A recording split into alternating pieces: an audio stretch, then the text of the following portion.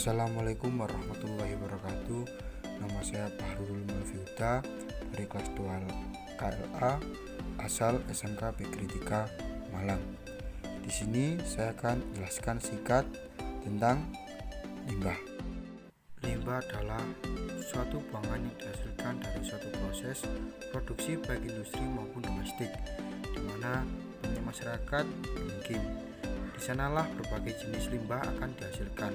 Ada sampah, air bagus, dan air buangan dari berbagai macam industri maupun domestik lainnya. Limbah ini dibagi menjadi 3 jenis, yaitu limbah padat, limbah cair, dan limbah gas. Limbah padat merupakan jenis limbah yang berupa padat, contohnya adalah kotak kemasan, bungkus jajanan, plastik, botol, dan masih banyak lagi.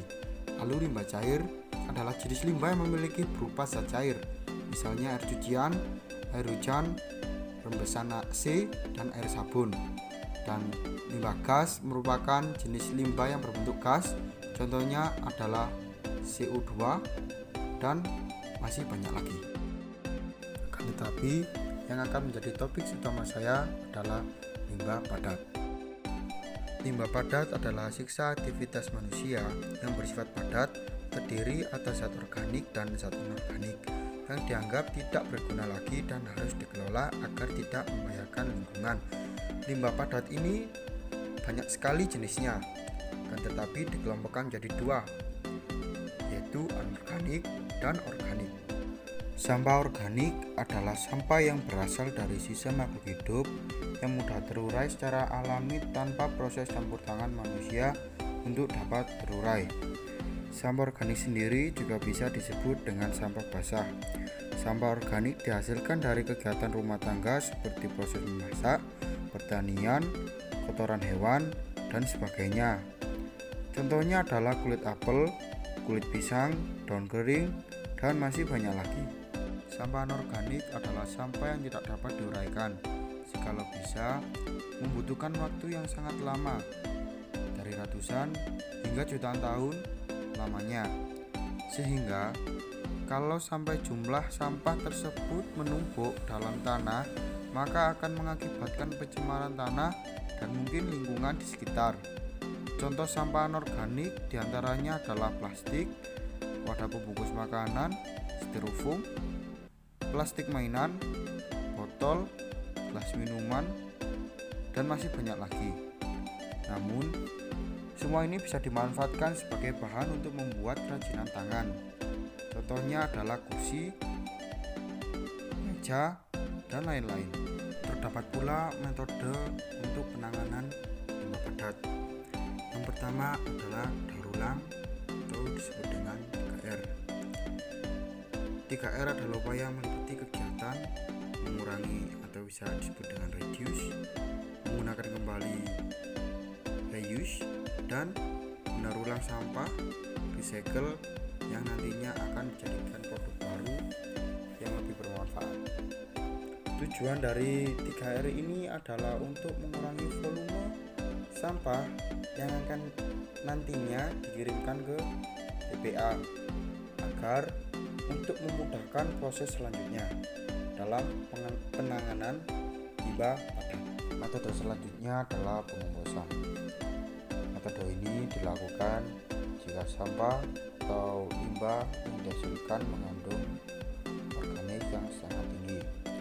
Biasanya sampah ini dihasilkan dari pertanian, rumah tangga, maupun bisnis makanan seperti sayur-sayuran, kulit, dan sebagainya.